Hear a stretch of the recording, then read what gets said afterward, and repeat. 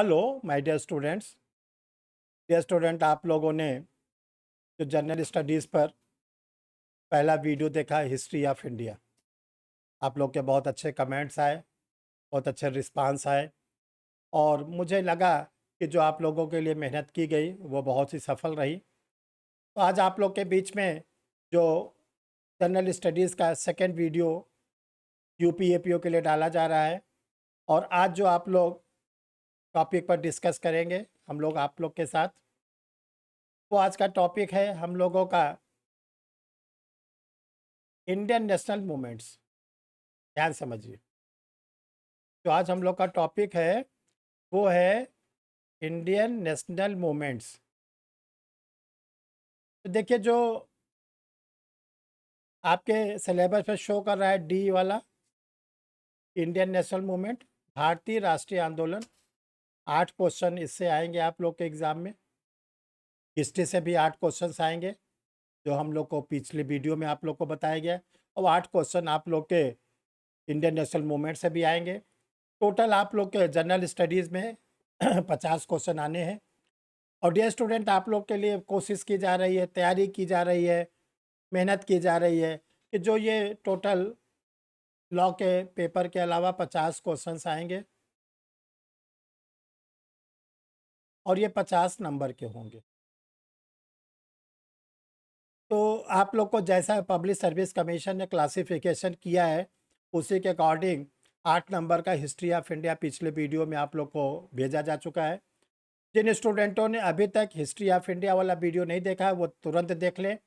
आज हम लोग इंडियन नेशनल मूवमेंट्स वाला वीडियो देखेंगे जिसमें 8 क्वेश्चंस आएंगे। और डियर स्टूडेंट, हम पूरी कोशिश करेंगे कि इसमें एक नंबर भी आप लोग का कटना ना पाए, 8 में 8 मिले आप लोग। क्योंकि हिस्ट्री ऑफ इंडिया जो पिछला वीडियो था उसका कोर्स बहुत ज़्यादा है। Ancient history, medieval history, modern history, तीनों प्रकार की हिस्ट्री का जिक्र किया गया है। तो वहाँ पे हम आप लोग के लिए कोशिश कर रहे थे कि हो सकता है एक क्वेश्चन 2 क्वेश्चन आपके कहीं से गलत भी हो जाए। लेकिन जो इंडियन नेशनल मूवमेंट्स है, क्योंकि ये बहुत ही इंटरेस्टिंग चैप्टर है, आप लोग इसको अपने पर्सनल लाइफ में भी बराबर पढ़ते रहते हैं, सुनते रहते हैं, इसमें एक भी क्वेश्चन आपका कटने ना पाए। तो चलिए हम लोग ज़रा इस पर डिस्कस करते हैं। देखिए कि स्टूडेंट के सामने प्रॉब्लम आती है कि जो इंडियन नेशनल मूवमेंट्स है इसका स्टार्टिंग कहाँ से होती है और कहाँ से कहाँ तक पढ़ना है। तो सबसे पहले हम आप लोग को बता देना चाहते हैं इंडियन नेशनल मूवमेंट,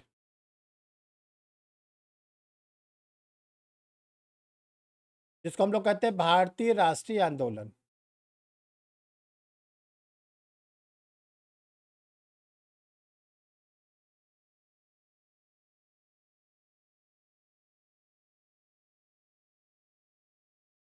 देखिए, जो भारतीय राष्ट्रीय आंदोलन है इसमें आप लोग को पढ़ना है 1857 से लेकर 1947।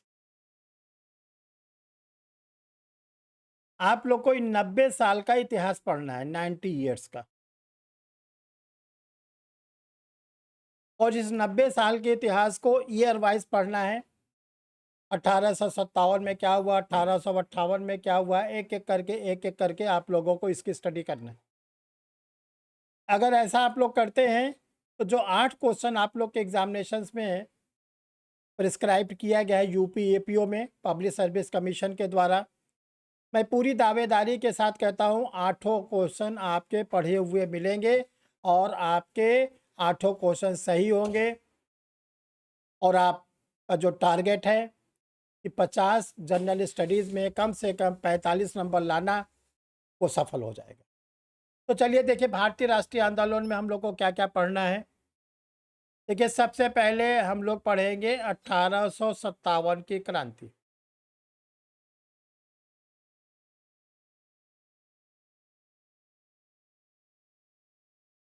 जो 1857 का रिवोल्ट है उस रिवोल्ट को हम लोग बहुत ही ध्यान से पढ़ेंगे। 1857 की क्रांति के क्या कारण थे, क्या तात्कालिक कारण थे, 1857 की जो क्रांति थी वो कैसे फैली, और 1857 की क्रांति के परिणाम क्या निकले। तो जैसे आप लोग जानते हो 29 मार्च 1857 को पश्चिम बंगाल के बैरकपुर छावनी से मंगल पांडे नामक सैनिक ने विद्रोह किया था। और जो विद्रोह था वो चर्बी वाले कारतूस को लेके था। और जो 1857 की क्रांति थी वो जो सिस्टमेटिक फॉर्म में प्रारंभ हुई वो 10 मई 1857 को मेरठ से। और हम लोगों की जो क्रांति थी वो उत्तर भारत मध्य भारत में ही थोड़ा सीमित थी।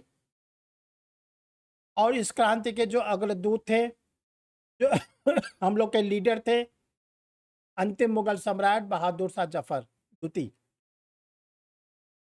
और जीनत महल, रानी लक्ष्मीबाई, तात्या टोपे, नाना साहेब, ये सब इसके क्रांतिकारी दूत थे।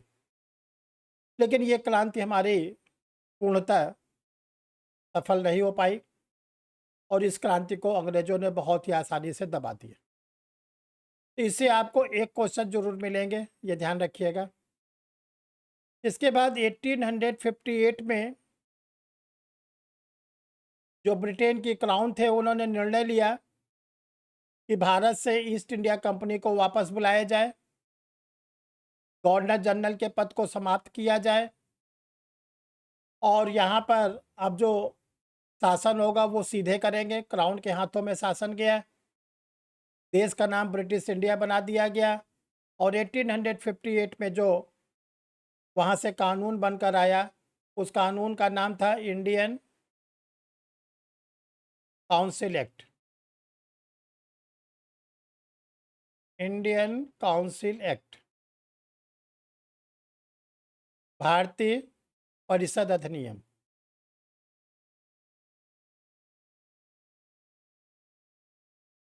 परिषद अधिनियम। और इस अधिनियम के द्वारा ईस्ट इंडिया कंपनी को वापस बुला लिया गया और ब्रिटिश इंडिया का शासन सीधे अपने हाथों में ले लिया क्राउन ने। और यहाँ पर उन्होंने अपना जो रिप्रेजेंटेटिव बैठाया उसका नाम था वायसराय। वायसराय और क्राउन के बीच में जो कम्युनिकेशन कराने वाले व्यक्ति थे उसके लिए एक नई पोस्ट क्रिएट की गई, सेक्रेटरी ऑफ इंडिया। और देखिए इसी के बाद से भारत में कानूनों का दौर प्रारंभ हुआ। ध्यान रखिएगा 1857 के पहले कोई भी कानून नहीं बने थे।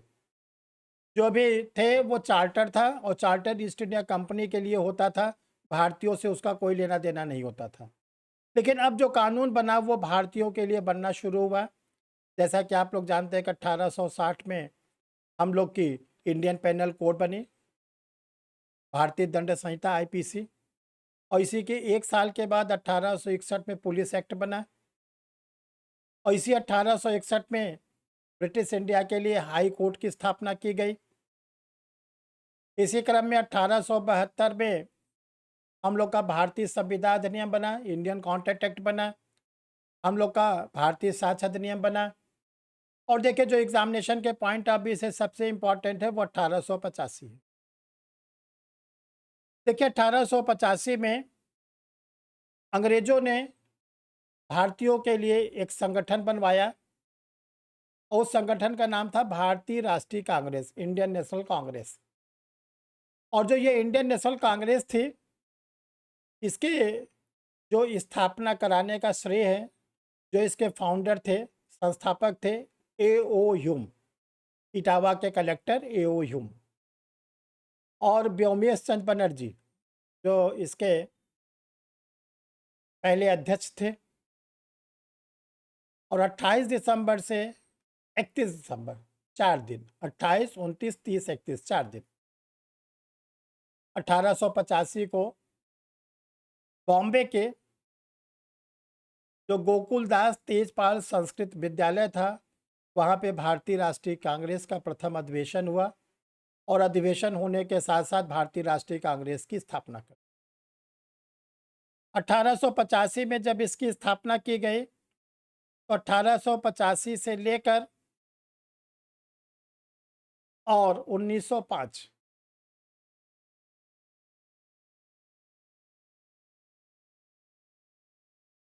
इस बीच में जो भारतीय राष्ट्रीय कांग्रेस के हमारे लीडर थे वो नरमपंथी थे, नरमपंथी। जैसे जो गोपाल कृष्ण गोखले थे, ये जो लीडर वगैरह थे नरमपंथी थे। उनका ये था कि अंग्रेज़ों के साथ आप राष्ट्रभक्ति दिखाइए और एक समय के बाद अंग्रेज हम लोगों को छोड़कर चले जाएंगे। लेकिन 1905 के बाद जो इसमें एक दौर शुरू हुआ वो गर्मपंथियों का शुरू हुआ, जिसको हम लोग कहते हैं लाल बाल पाल। लाला लाजपत राय, बाल गंगाधर तिलक और बिपिन चंद्र पाल। लाल से लाला लाजपत राय, बाल से बाल गंगाधर तिलक और बिपिन चंद्र पाल। ये लोग गर्मपंथी थे। बोले अंग्रेजों का सामना करना है, अंग्रेजों का विरोध करना है, अंग्रेजी सत्ता का विरोध करना है और तब हम लोग को आज़ादी मिलेगी। ऐसे राजभक्ति दिखाकर आज़ादी नहीं मिलेगी। तो अंग्रेजों ने सबसे पहले 1905 में बंगाल का विभाजन कर दिया, पूर्वी बंगाल और पश्चिमी बंगाल। 1906 में अंग्रेजों ने मुसलमानों को बोला कि मुस्लिम लीग आप लोग की बनवा दी जाती है। तो ध्यान रखिएगा, ढाका में सलीमुल्लाह खां और आगा खां के नेतृत्व में भारतीय राष्ट्रीय कांग्रेस से मुस्लिम लीडरों को निकालकर उनके लिए मुस्लिम लीग बना दी गई। और 1907 में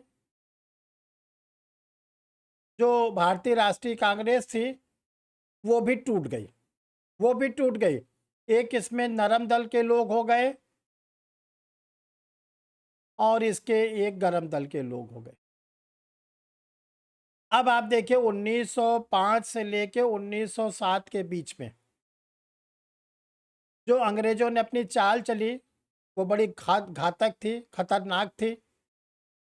और फिर हम लोग जो भारतीय राष्ट्रीय कांग्रेस के लोग थे, मुस्लिम लीग के लोग थे, 1916 में 1916 में लखनऊ में भारतीय राष्ट्रीय कांग्रेस का अधिवेशन हुआ और लखनऊ के भारतीय राष्ट्रीय कांग्रेस के अधिवेशन की जो अध्यक्षता की थी अंबिका चरण मजूमदार, बहुत इंपॉर्टेंट है अंबिका चरण मजूमदार। और अंबिका चरण मजूमदार के नेतृत्व में लखनऊ के भारतीय राष्ट्रीय कांग्रेस में गरम दल नरम दल एक हो गया। मुस्लिम लीग पुनः कांग्रेस में वापस आ गई और इसी के साथ भारत में महात्मा गांधी, जिनको हम लोग राष्ट्रपिता कहते हैं, उनका भी आगमन हुआ। फिर एक बार हम लोग को ताकत मिली। लेकिन ध्यान रखिएगा उसी समय 1917 में चंपारण सत्याग्रह गांधी जी को करना पड़ा। 1918 में अहमदाबाद की मिल के मजदूरों के समर्थन में गांधी जी को आंदोलन करना पड़ा। एक बार फिर हम लोग को ताकत मिली, लेकिन इस ताकत को फिर एक बार तोड़ा गया और जो ये ताकत तोड़ी गई वो तोड़ी गई अंग्रेजों के द्वारा रॉलेट एक्ट बनाकर। रॉलेट एक्ट, जिसको हम लोग कहते हैं काला कानून, 1909 में रॉलेट एक्ट के विरोध में हमारे भारतीय राष्ट्रीय कांग्रेस के डॉक्टर सत्यपाल, डॉक्टर किचलू ने 6 अप्रैल को आंदोलन किया 1919 में। उनको गिरफ्तार कर लिया गया और इनकी गिरफ्तारी को छुड़वाने के लिए 13 अप्रैल 1919 को अमृतसर के जलियांवाला बाग में हम लोग अपना आंदोलन कर रहे थे। आप जानते हैं कि जलियांवाला बाग का कांड हुआ। जो वहाँ का जनरल था, जनरल डायर, उसने गोली चलवा दी, हजारों भारतीयों की मृत्यु हुई। अब इसके बाद गांधी जी ने अपने जीवन का पहला बड़ा आंदोलन किया 1920 से 1922,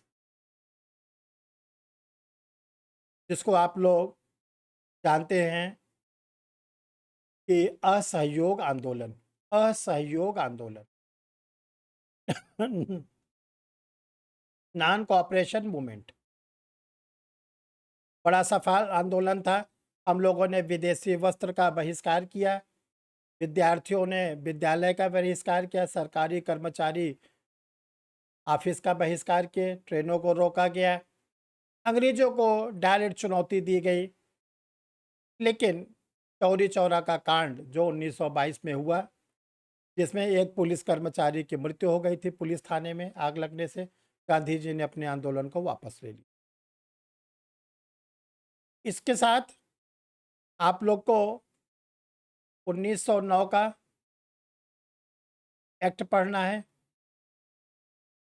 जिसको हम लोग कहते हैं मिंटो मार्ले सुधार। मिंटो मार्ले सुधार भारतीय परिषद अधिनियम 1909। और दूसरा आप लोग को पढ़ना है 1919 का, जिसको हम लोग कहते हैं मॉन्टेगू चेम्सफोर्ड सुधार। ये आप लोग को 2 कंप्लीट पढ़ना है। और इसके साथ साथ 1927 में जो साइमन कमीशन भारत आया था, साइमन कमीशन को पढ़ना है। 1928 में साइमन कमीशन का विरोध करते हुए हमारे लाला लाजपत राय की पंजाब में क्या हुई थी, लाठी, पुलिस की लाठियों से उनकी मृत्यु हो गई। ये आप लोग को पढ़ना है। इसके बाद 1929 में जवाहरलाल नेहरू भारतीय राष्ट्रीय कांग्रेस के अध्यक्ष बने और उन्होंने घोषणा किया कि पूर्ण स्वराज, हम लोग को पूर्ण स्वराज चाहिए। और नेहरू जी ने कहा कि जो अगला 26 जनवरी आ रहा है 1930, उस दिन हम लोग स्वतंत्रता दिवस मनाएं, गणतंत्र दिवस नहीं, स्वतंत्रता दिवस। और रावी नदी के तट पर 26 जनवरी 1930 को जवाहरलाल नेहरू ने पहली बार राष्ट्रीय ध्वज फहराकर और मनाया स्वतंत्रता दिवस। इसी क्रम में आप लोग को 1930 में गांधी जी के आंदोलन सविनय अवज्ञा आंदोलन को पढ़ना है, जिसको हम लोग दांडी मार्च कहते हैं। गांधी जी ने दांडी मार्च किया था 78 समर्थकों के साथ, 22 दिन वो पद यात्रा किए और समुद्र तट पर जाके नमक को बनाया। आप लोग को 1930, 1931, 1932 ध्यान रखिएगा। 1930 से 1932 में जो ब्रिटेन की महारानी थी, उन्होंने लंदन में राउंड टेबल कॉन्फ्रेंस बुलाया। 1930 में गांधी जी नहीं गए। 1931 में गांधी जी के साथ लॉर्ड इरविन, जो उस समय वायसराय थे, लॉर्ड इरविन ने 1931 में गांधी जी के साथ समझौता किया, जिसको कहते हैं गांधी इरविन पैक्ट। और जो सेकेंड राउंड टेबल कॉन्फ्रेंस थी, उसमें गांधी जी ने समुद्री यात्रा की और जो समुद्री जहाज से गए थे SS राजपूताना, लेकिन गांधी जी को वहां पर अपना अपमान महसूस हुआ, इसीलिए 1932 में Gandhi ji round table conference में हिस्सा नहीं लिए। 1932 में जो दलित समुदाय के लोग थे वो भारतीय राष्ट्रीय कांग्रेस से अलग हो गए, नाराज हो गए। 1932 में गांधी जी को डॉक्टर भीमराव अंबेडकर के साथ एक समझौता करना पड़ा, जिसको कहते हैं पूना पैक्ट। पूना पैक्ट। और पूना पैक्ट में गांधी जी ने जो दलित समुदाय के लोग थे उनको कहा हरिजन, विष्णु जी की संतान, और बोला जब तक मैं जिंदा रहूंगा तब तक हरिजन पत्रिका का संपादन करता रहूं। तो ये आप लोग के लिए बहुत इंपॉर्टेंट है। इसके बाद 1935 का गवर्नमेंट ऑफ इंडिया एक्ट।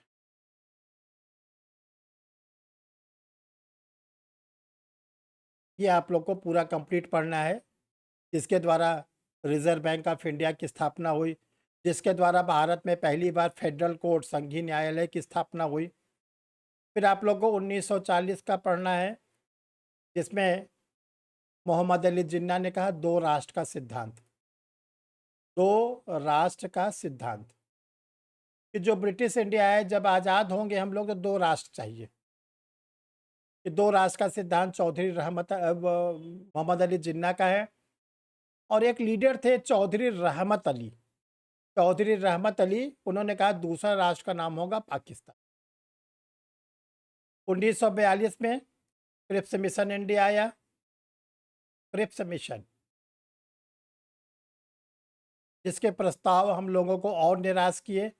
तब गांधी जी ने 1942 में अगस्त में बॉम्बे के ग्वालियरा टैंक मैदान से घोषणा किया कि करो या मरो, डू और डाई, भारत छोड़ो आंदोलन, quit India movement, Gandhi ji का अपने जीवन का अंतिम और सबसे बड़ा आंदोलन। इसी बीच में 1939 से लेकर 1945 तक चला सेकेंड वर्ल्ड वार, द्वितीय विश्व युद्ध।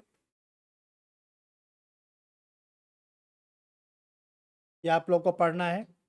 और 1946 में जो कैबिनेट मिशन आया इंडिया, ब्रिटेन के प्रधानमंत्री सर क्लेमेंट एटली ने अपने कैबिनेट के 3 लोगों को चुना और एक कैबिनेट मिशन इंडिया भेजा। और इस कैबिनेट मिशन के जो चेयरमैन थे वो थे सर पैथिक लॉरेंस। इसके 2 मेंबर थे, एवी अलेक्जेंडर और सर स्टैफर्ड क्रिप्स।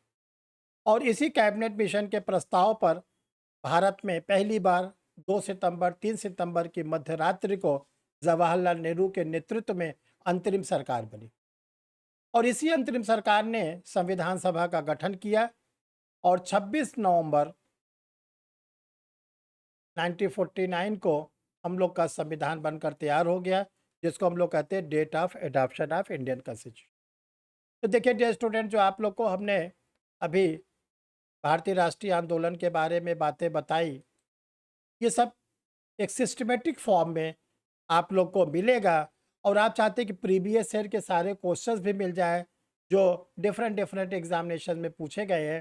तो इसके लिए आप लोग को जो जीएस का वॉल्यूम 6 है, ये वाली बुक ये आप लोग के लिए रेडी कर दी गई है। हिंदी मीडियम में है, वन लाइनर है और ढेर सारे ऑब्जेक्टिव क्वेश्चंस हैं। तो जो लोग यूपी एपीओ की तैयारी कर रहे हैं या कोई भी जनरल स्टडीज़ की तैयारी कर रहे हैं, उनके लिए 6 वॉल्यूम में किताबें तैयार कर दी गई।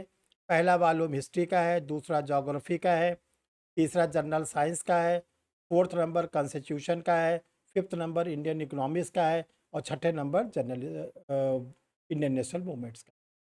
इसको आप मंगाने के इसके साथ साथ जो यूपी एपीओ का लॉ का मैटर और पुलिस रेगुलेशन का, वो भी आप लोग के लिए अवेलेबल है। मंगाने के लिए व्हाट्सअप नंबर दिया गया है 2। इसमें से जो पहला वाला है 9005078691, ये गूगल पे का भी नंबर है। और इस नंबर पर आप अपना पेमेंट भेजकर अपना पोस्टल एड्रेस भेजेंगे पिन कोड के साथ, और फिर आपके द्वारा दिए गए एड्रेस पर आपकी किताब भेज दी जाती है। जिन लोगों ने अभी तक परीक्षा रिफ्रेशर यूट्यूब चैनल को सब्सक्राइब नहीं किया, वो सब्सक्राइब कर लें, बेल आइकन को प्रेस कर लें, वीडियो को लाइक करें और शेयर करें, ताकि आपको फर्दर ऐसा वीडियो ऑटोमेटिक मिलता रहे, आपको इंतज़ार न करना पड़े, आपको पता न लगाना पड़े कि सर का कोई वीडियो आया कि नहीं आया। क्योंकि जो हमारा परीक्षा रिफ्रेशर यूट्यूब चैनल का वीडियोज़ है, ये कोई भी वैकेंसी आती है उसके बारे में आपको जानकारी दी जाती है, कोई रिज़ल्ट आता है उसकी जानकारी आपको दी जाती है, कोई एग्ज़ाम होता है उसके पेपर को एनालाइज किया जाता है, honourable high court supreme court का कोई लेटेस्ट इंपॉर्टेंट जजमेंट आता है वो आपके सामने रखा जाता है। इंडियन पार्लियामेंट के द्वारा अगर कोई नया कानून बनाया जाता है वो आपके सामने रखा जाता है। संसद के द्वारा अगर किसी कानून में कोई संशोधन होता है तो वो आपके सामने रखा जाता है। इतनी ज़्यादा अधिक जानकारी आपको तभी मिलेगी जब आप परीक्षा रिफ्रेशर यूट्यूब चैनल को सब्सक्राइब करेंगे, और कोई चार्जेस नहीं, फ्री, आपको निःशुल्क आपको सारे वीडियोस भेजे जाते हैं। जो सर का क्लासेस है परीक्षा रिफ्रेशर ऑनलाइन लॉ क्लासेस, ये गूगल मीट ऐप पर चलता है, मीट ऐप पर। और इस समय जो एपीओ के बैच चल रहे हैं उसकी कंप्लीट प्री मेंस इंटरव्यू तीनों की जो फीस है वो 40,000 है। अगर कोई स्टूडेंट चाहता है कि मैं केवल प्री का एडमिशन लूँ, प्री का भी एडमिशन होता है। किसी स्टूडेंट को अगर ये लगता है कि मुझे इंस्टॉलमेंट मिल जाए फिक्स डिपॉजिट में, वो भी आपको मिल जाता है। आपको लगता है कि हम मंथली फ़ीस जमा कर दें तो भी आप जमा कर सकते हैं। ये आप लोग को हर वीडियो में हम बताते रहते हैं कि जितनी भी स्टूडेंट के लिए हम लोग अधिक से अधिक फैसिलिटी दे सकते हैं जो हमारी सीमा के अंदर है, वो आप लोग को सब मिलती। तो डियर स्टूडेंट, आप लोग वीडियो को